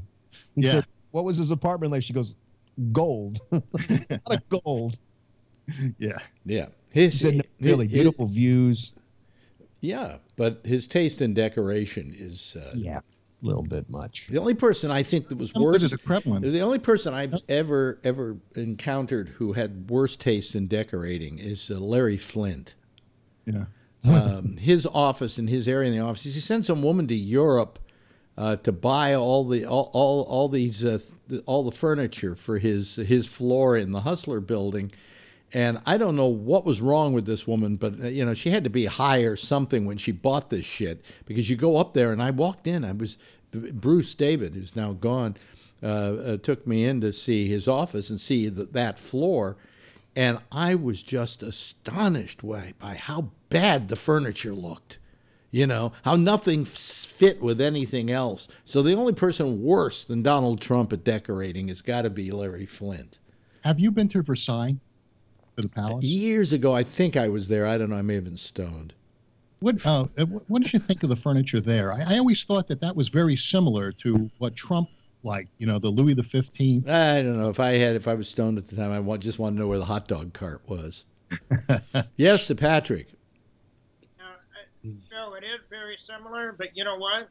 That was also 200 years ago. Yeah. And taste and style changed, and maybe Trump could have thought of himself as not the fucking king. Well, I was in a house last week, that we did a hardwood floor for. And I looked at this guy's desk in his office, and I said, "That's Louis the 15th, isn't it?" And he says, "Yes." He says, "It's like 200 years old." And it was the most gorgeous desk. You know, it's not necessarily my taste, but you can appreciate it from an arts point of view. Right. But one piece or two pieces, not a whole fucking apartment or house or whatever. Well, also imagine, like with Flint, what I saw was Louis the 14th, but I also saw 15th, 16th, 17th mixed with That's Napoleonic when you got that far. with French whorehouse mixed with, you know, and nothing matched. You know, did you have an Elvis that glowed in the dark? You know, Elvis. There was another guy with no taste. Yeah, have you ever been to Graceland? What are we talking about? The Jungle Room? Yeah. Oh, just the whole place really is just nasty. Yeah, yeah. He deserved to die just for bad decorating. Oh. Pink Cadillacs and all kinds of gaudy crap. I mean, man. I mean, it was a great tour. I love visiting Graceland. I'm not an Elvis fan, but you just look around and you go. But if you were in Memphis, did you do the Sun Records tour? I did. That yes. was amazing. Both I and Shecky said, because we went there together, that was better. Yes. Than the Graceland tour. It's just shorter. It's shorter, but it's the history behind it's so historic. When you hear that music playing and you're standing on the floor of Sun Records and you hear the songs and you think, my God, they were recorded in these walls. Yeah. You get goosebumps. It was wild. And they still use it as a recording studio too. Oh. Yeah. In Nashville, I went on the Johnny Cash museum but that's tour. Not Memphis. Nashville is the tasteless. I didn't go to Memphis. Memphis is full of character and taste and great food, and Nashville is just a bunch of hillbillies getting rich. Yeah, you know. Yeah, they are. But I hadn't been to Memphis, but in Nashville they had the Johnny Cash Museum. That was pretty interesting. But you know what else they had in Memphis? No, was not to be missed. The St. Jude Hospital. What's his name? Danny Thomas? Yes, they have a whole, what do you call, a whole display, a whole area of the hospital as the Danny Thomas Museum. And he's buried there, too. There's the Danny Thomas Memorial. It's where he's buried. I don't know if you know the legends and stories about Danny Thomas, but there was always this rumor running around that Danny Thomas loved to hire hookers to shit on a glass table while he laid under it. That's more sanitary. You've heard this, haven't you? Patrick's nodding yes. You've heard that urban myth, let's say. I had heard that somewhere. Mm-hmm. I think the name of that is Caprophilia. Yeah, coprophilia. Mm-hmm. Yeah, and I can't for the life. I mean, I can think of just about every other fetish, including golden showers. Yeah. And I cannot wrap my head around. I can't wrap my head around that either. And the thing was that Shecky, then at one point I yelled to Shecky while we were in the Danny Thomas Museum, Shecky, where's the glass coffee table? And I got to tell you a story. I got to tell you a story, though. I had a friend. She was a comedian. I'm trying to remember her name now. Her father was one of the what was God? My mind is just going. Anyway, she was a comedian, and she was hired by Danny Thomas to work on his last TV show. He was one of the Disney cartoonists. Her father. He was one of the ones that ran the strike. In fact, in Fantasia, he created the mushroom sequence. And I'm trying to remember her name right now offhand. And she told me she was working for Danny Thomas. And when she was interviewed by Thomas, she walks into his office and she sits down, and right in front of her is a glass coffee table. And of course, she knew the stories, but she didn't blink an eyelash. She said, I pretended like it wasn't even there. Was it tempered glass? It must have been. I wouldn't have eaten anything off of it. No. But I heard that when he had that fetish, he had to be dressed like Uncle Tanous. You know, the one thing that came out of that show, and the truth is, it was called Make Room for Daddy. And if you've ever had a little dog, make doo-doo for daddy. No, and two people in a bed, the dog takes up all the room in the bed. So, you know, I always say to my little dog, you know, make room for daddy. Yeah.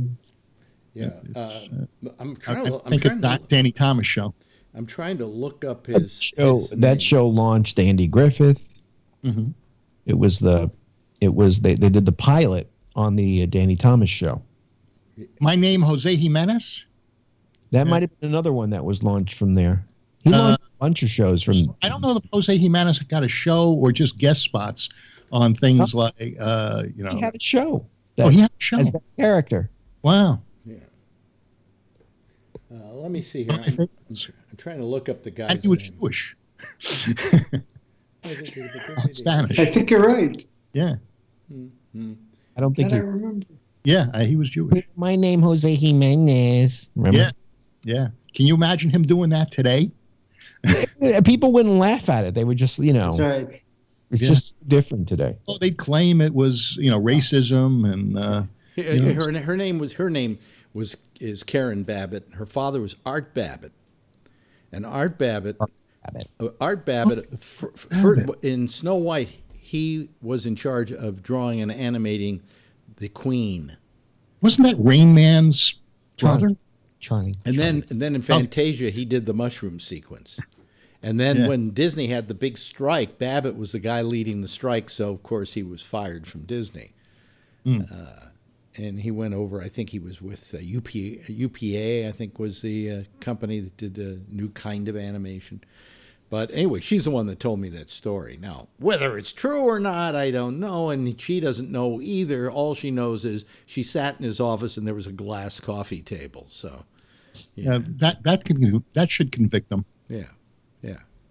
Make doo-doo for daddy. He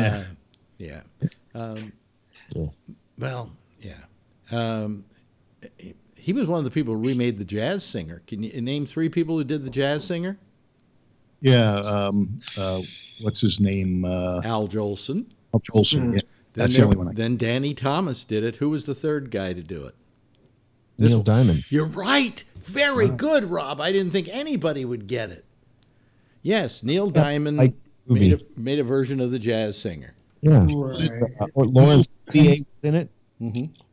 Neil Diamond wrote I'm a Believer for the Monkees. Yes. That's right. Oh, of course. Everybody knows that.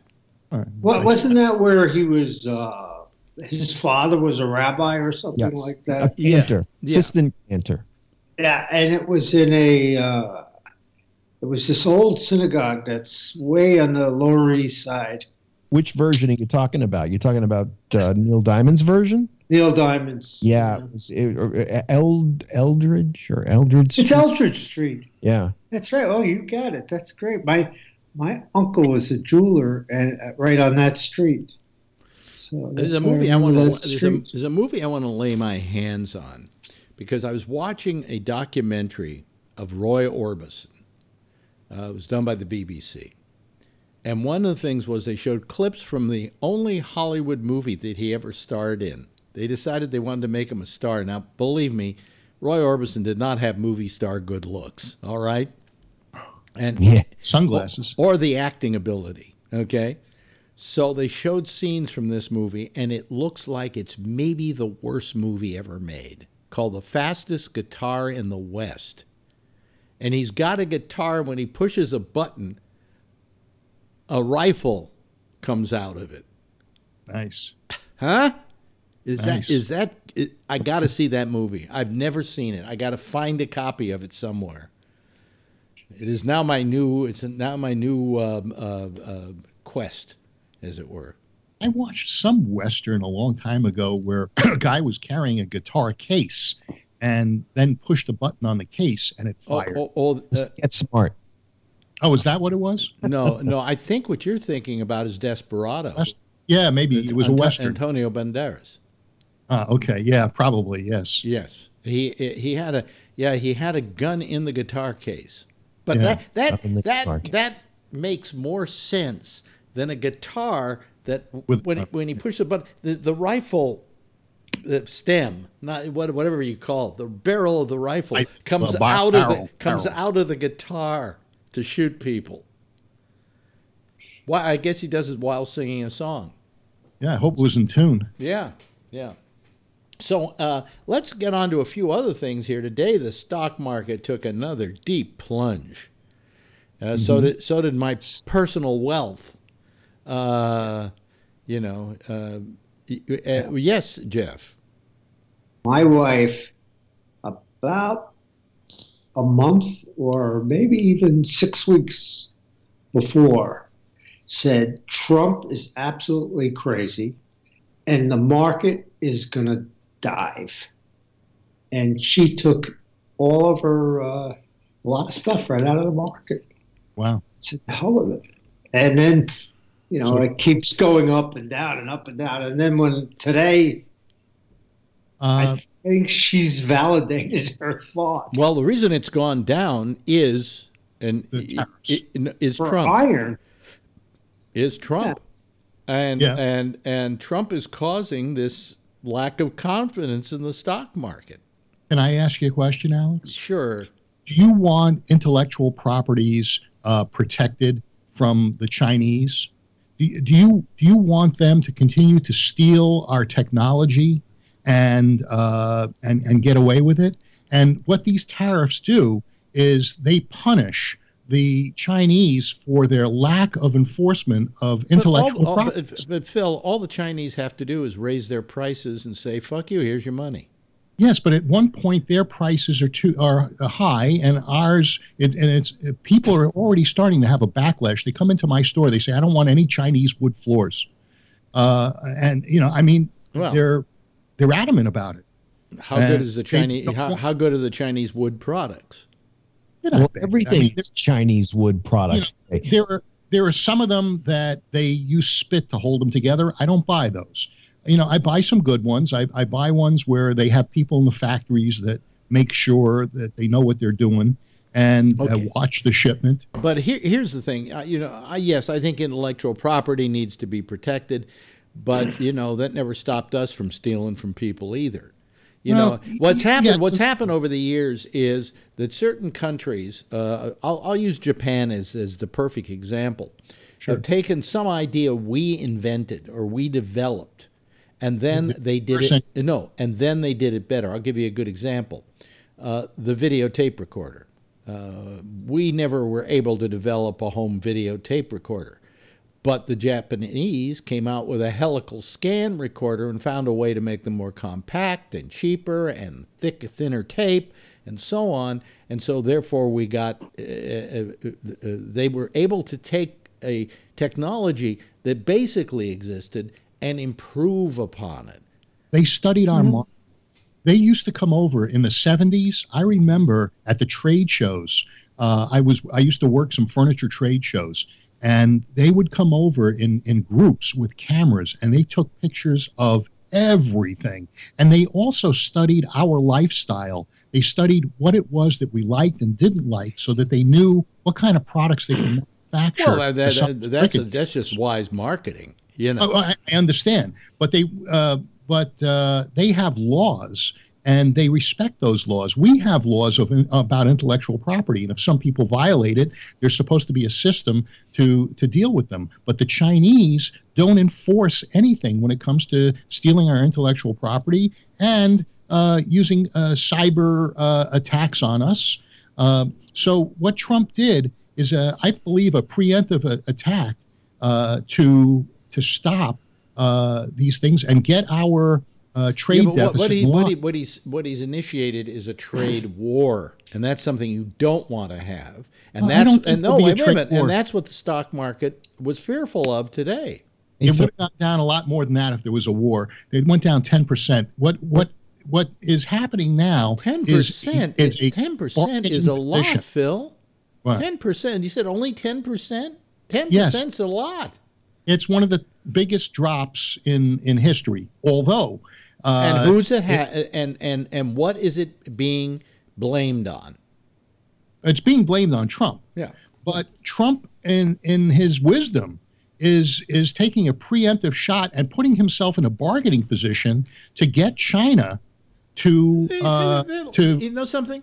They got the rest of the world to do business with. They don't give a shit about us. We owe China, and we have the largest deficit with China. And if they ever want to call in that chip, we're in trouble.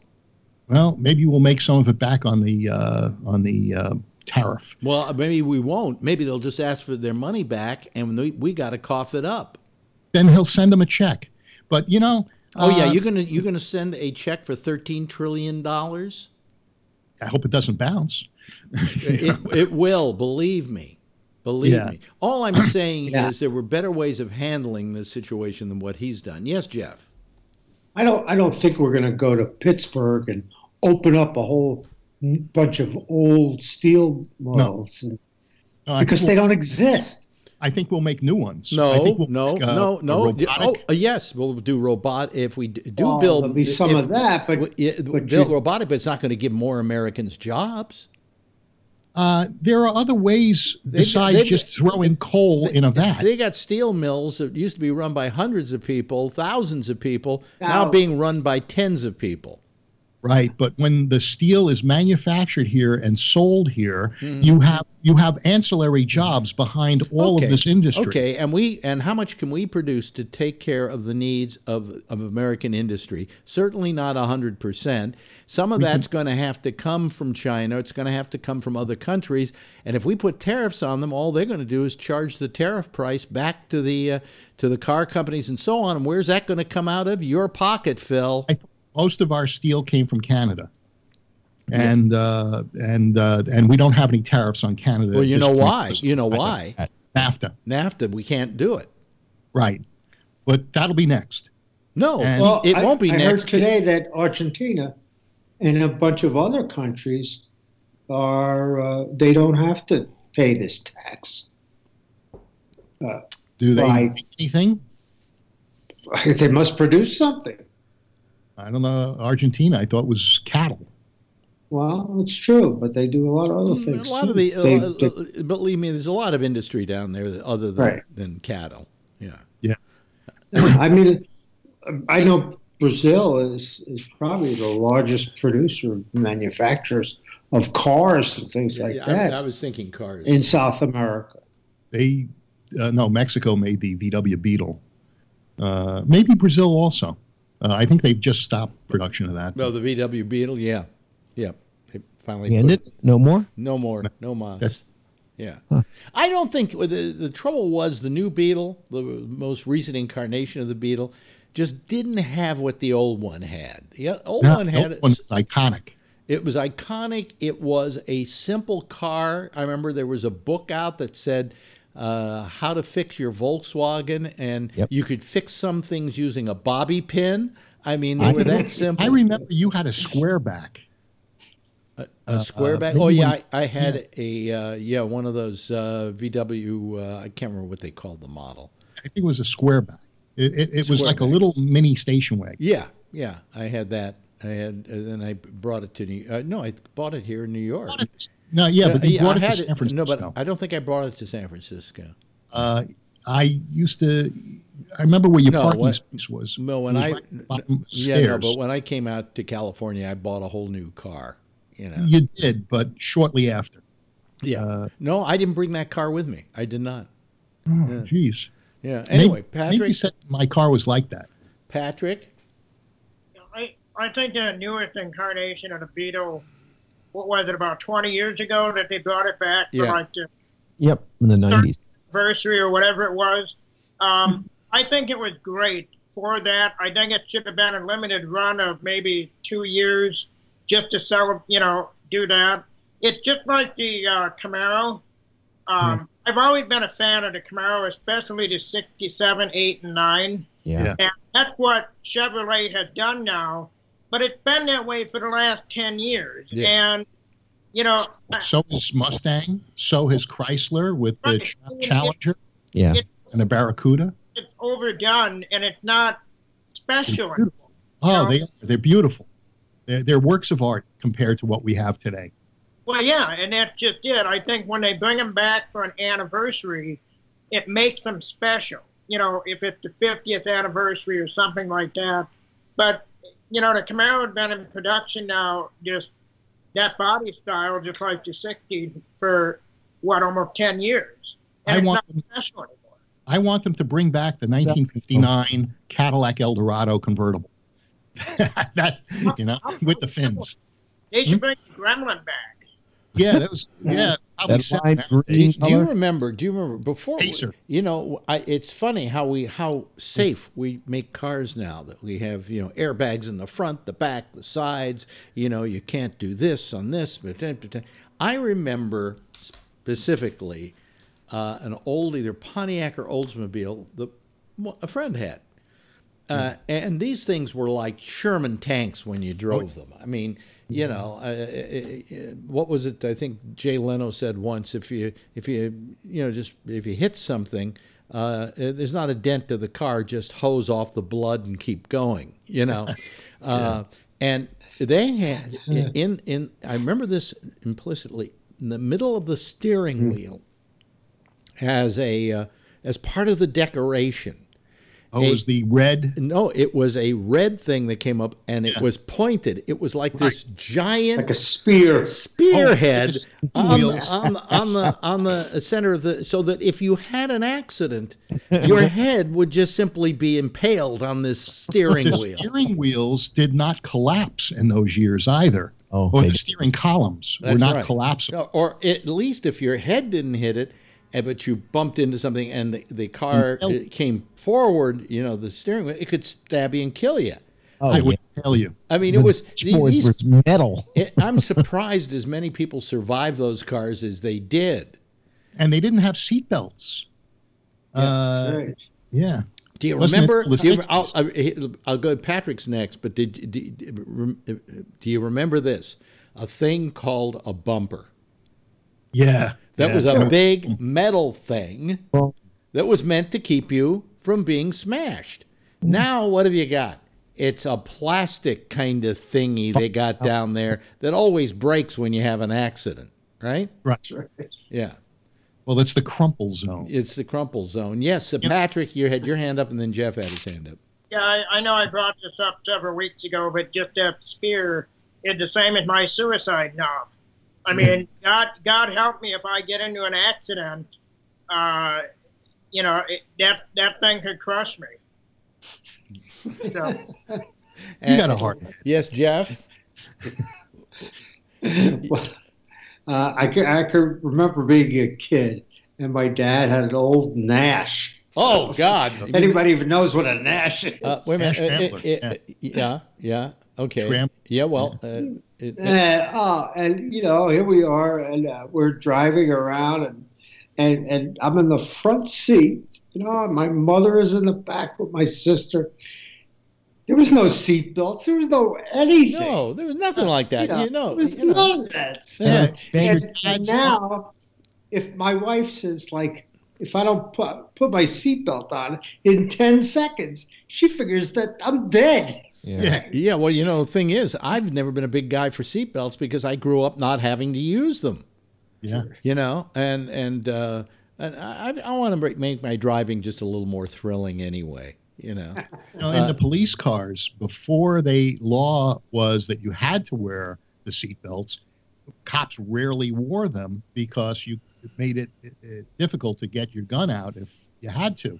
Mm-hmm. And when they changed the law, it was tough to go over to starting to put on a seatbelt. Yeah. You know, it's habit. Look who's joining us. Ray Renati is out there. Hello, Ray. Hey, how you doing? Good. All right. We're talking cars.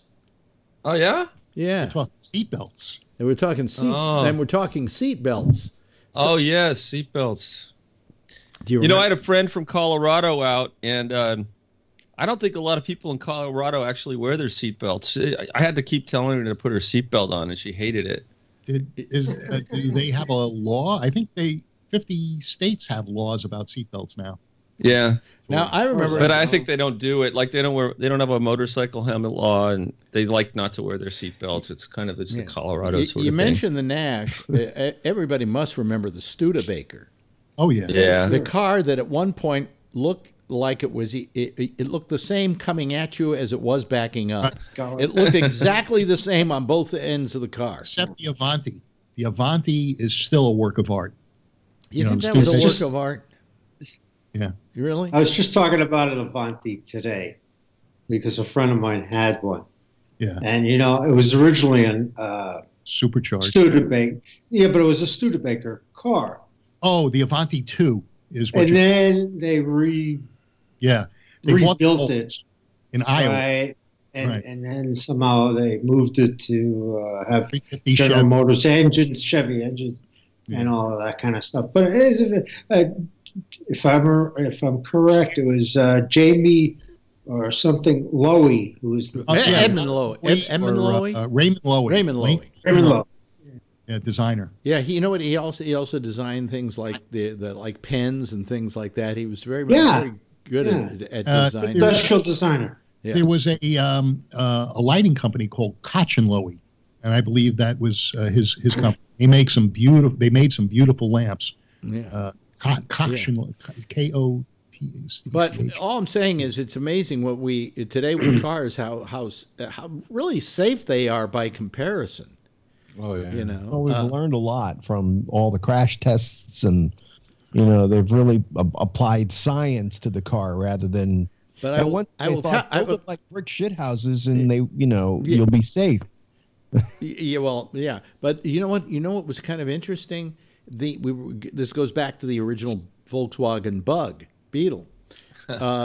Those things were really probably one of the safest cars on the road. You could roll those things, and the roof would never cave in. Yeah. Yeah. You know, I think the Mexican Beetle and the Brazilian Beetle was built on the same body style as the original Beetle. Correct me if I'm wrong. That's right. Beetle that's in America is the one with the little flower and the front engine. And once in a while they bring back the Mexican one. You know, once every 10 years or so they'll let a number of them loose here in the U.S. and people can get some new ones of the old style. Yeah. But you know what I find really interesting is to look at old photos, especially down like in San Francisco by the Cliff House. And I was just looking at some pictures from the 40s, and there's all these old cars, and then you see Beetles, and they look exactly the same as they do now. And it looks like it's some kind of time warp. There was a period of time where they stopped making the Beetles. At least they weren't available in the United States, but I think they kept making them all along elsewhere in the world. Am I right about that? Yes. Oh, yes. From what, 49? Yeah, well, I mean, they stopped, I guess, I don't know when they stopped making I know it was the late 70s because I remember might have been early 80s. The Bug 70s through the early 80s, and then they started importing them again from Mexico for a while. So then they stopped again. So they were still making them somewhere else in the world. Yeah. They were making all sorts of other Volkswagens for the American market. Well, you know what I had? No, I don't think this is what you remember, Phil. I had a Volkswagen Carmen Ghia. I don't remember. Which was a Volkswagen, but Ghia designed the body, and it looked like a sports car. They're beautiful. They were beautiful. Yeah, they absolutely were. But they didn't have any more power than a Volkswagen Beetle had. It was the same. But now, wait a minute. You know what the Beetles all had in common, and the Carmen Ghia, and so on? Air cooled. You bet. Who made the engine? Porsche. Porsche. They were all Porsche engines. Yeah. They weren't the powerful Porsche engines, but they were Porsche engines. Yeah. I owned a 64. Was my first car. Really? I had my dad. He bought it new in 64. My Carmen Ghia had a certain special thrill about it. I bought it secondhand, and the reverse gear didn't work very well. You kind of hold it in order to maybe, and it got even worse and worse. And if I got on a hillside, I parked on a hill once, you know, where you're not with the hill, you're kind of parked into the hill, right? Yeah. And I couldn't get out. That thing wouldn't go in reverse well enough to get me out of that space on that hill. I had to have people passing by, push me out into the road. This is a stretch, but do you possibly remember I had an orange Volkswagen bus? Yeah. Sausalito, Alex? I don't remember it, but and I don't remember you either. So that's rear-ended me, and you loaned me Susan's Camaro. Well, did she have a Camaro? She had a yellow Camaro, like a 70 something. It was, not. Were we still married? Maybe. Were we still living together? Just on the end of it. Well, I mean, yeah, you were still together, but so she had the Camaro, and I can't remember what I was driving. Mazda. Yeah. And and she had this yellow Camaro with this seat cover that was like a leopard or something, because the seats were all messed up. Oh, okay. Well, yeah, but today you restore those Camaros and you can fetch a pretty I was thankful you loaned it to me. Huh? I was thankful you loaned it to me. Yeah, right. I had a car similar to that car McGee. I was a Fiat 850 Spider. Piece of crap. Well, of course, you know what Fiat stands for in Europe. Fix it again, Tony. That's right. Fix it again. In fact, as you drive all over Italy, about every mile, there's a sign saying Fiat repair shop here. This was like about every 5 miles you would see an arrow, Fiat repair shop. Yeah. Well, there was a reason they stopped selling them in this country until they bought Chrysler, and then they had another outlet to move their steel. Yeah. But I'll tell you something though. When you went to Spain, in Spain, companies could not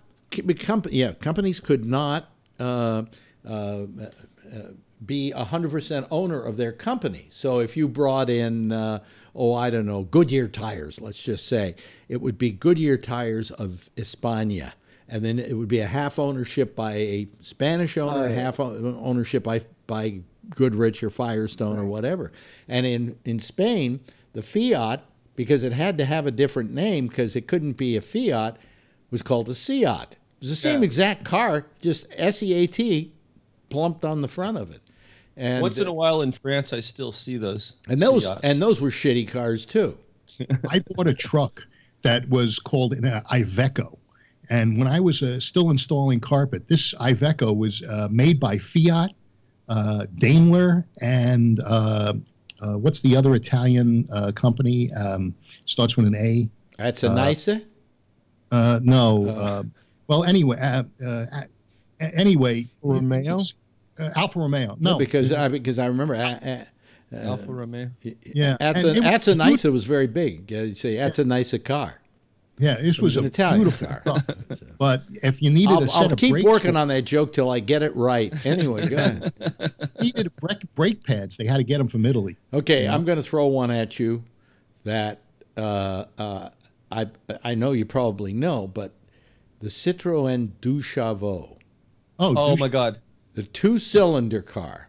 Right. Yeah. With the cloth roof. It was the gas and the oil. Is that the one that would go up and down like that? No, that was the full Citroën. But this was the Citroën Dushavot. It had 2 cylinders. It got something like 7,000 miles to a gallon, and it only went 15 miles an hour. No, I tell you, a great place to have it was when I was in the early days when I was in Ibiza. People liked the Dushavot because you didn't need to get too much gasoline for it. You didn't have to go too fast on that island, and they never ran out. They were another simple car like the Volkswagen.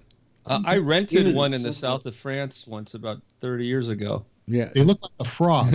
A Dushavot was a pretty good little car, wasn't it? Yeah, they're kind of like weird-looking Volkswagen Beetles. Yeah. And like the windows and the door, the windows didn't open. No. Yeah. At all. Maybe you had to slide them or something. Yeah. They were really basic cars. They were When I was in high school, way at the bottom. In high school, I had a 1960 MGA, and the windows had you took them off. They were curtains, and you took them out of the trunk. And if it started raining, you had to run out to the trunk and put the windows back on. Reassemble. I got a Triumph. It was a sports car. It was a small little sports car they made. It was a cheap Sprite, a Triumph Sprite. Oh, those are cute. Yeah. Well, I took it back to the dealer after I went to school one day when it was raining and it was kind of flooding, and the entire car got filled with water because they didn't do it. You're a little tall for one of those. Huh?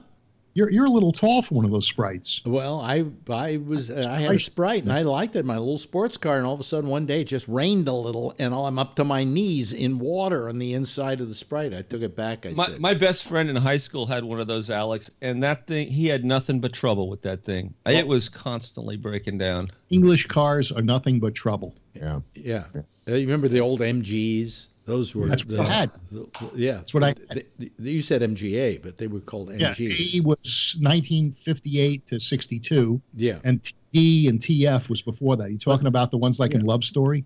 Yeah, but those are tiny little getabouts. You know, they were great cars. 6 horsepower. That was when I was in high school. That was the car we all coveted. You know? Oh yeah, we felt that was a chick magnet. It was. It was a gorgeous car. Well, Mine, which one? Which car? TD, TF, TC. Did any car you did any car any of you ever bought from the 48? Did any car you ever bought get you laid? No. Well, but that's why you bought it. At an MG. Huh? And I used to repair it for her. And she didn't have any money at the time, and she bought this MG used, and it was kind of a crappy one anyway. And the paint looked really good, and I think they had just repainted it recently. Yeah. It was just a junky car, but anyway, I had to get on work on it, and I forget what the heck was going on, and I get underneath it, and I'm trying to move the rear axle. It wasn't working properly, and I start kind of pulling on it, and all of a sudden, while I'm pulling, it starts moving. Oh shit! Oh yeah! And the car ran off the lift. The lift, and it runs down on top of me. Wow! Oh my God! Oh yeah! And here I am underneath, and I can breathe, but not very well. Wow. Small one. So I called my wife at the time, and she's my girlfriend at the time. I said, all right, listen. I said, here's what you got to do. Just do exactly what I tell you. I says, go in the back. There's a jack in there. Bring the jack on the left-hand side, stick it in there, and crank up on that thing. Oh, God. I said call the fire department, It wouldn't have been too long. I'm telling you, I had to fix it myself. Oh, man, what a crappy car. Boy, this show has been everywhere tonight. That's what I like about a good ramble, is that you start, where do we start tonight? I don't know. Hookers and cars. Huh? Hookers and cars. Hookers, cars, oh my, yeah. Wow. It's been fun. Been a lot of fun. Rob, thank you so much. Phil, you look great in your bathrobe, and you're wearing your little hat tonight. I think if nobody else wore a hat, I'd wear that. I decided I wouldn't wear a hat tonight. What do you think, guys? Do I look okay? Huh? You'd fuck me. Patrick says he'd fuck me. Yes. Thank you, Ray. Even though you were a little late to the party, we always enjoy having you here. We'll take you any way we can get you. Jeff, thank you so much for all that engineering talk about having cars falling on you. And Patrick, a big thank you to you too. Hey, why don't all of you give a nice wave to people and say goodbye, because they've been so nice to watch us. And hopefully we'll see you all again tomorrow night. Bye-bye. And that's it for tonight. Let me get rid of our citizens panel here so that the next show can use the room, as it were, because they use the same phone line as we use. And hey, listen, this has been a lot of fun tonight. I really enjoyed it. And we'll be back again tomorrow night. Stay tuned now for Jack and Amy. They've got a show called The Intersection, and then at 1 o'clock this morning is Connections, and this is all Eastern time. And then tomorrow night, 9:30. Yes, it's Damien and the Damien Chaplin and the Exchange. Then I'll be back here tomorrow night at 10 for our Friday version with a girlfriend. Hopefully, will be here. And until then, I'll see you tomorrow night, same time, same station in life. In the meantime, if you see her, tell her I love her. Okay, bye.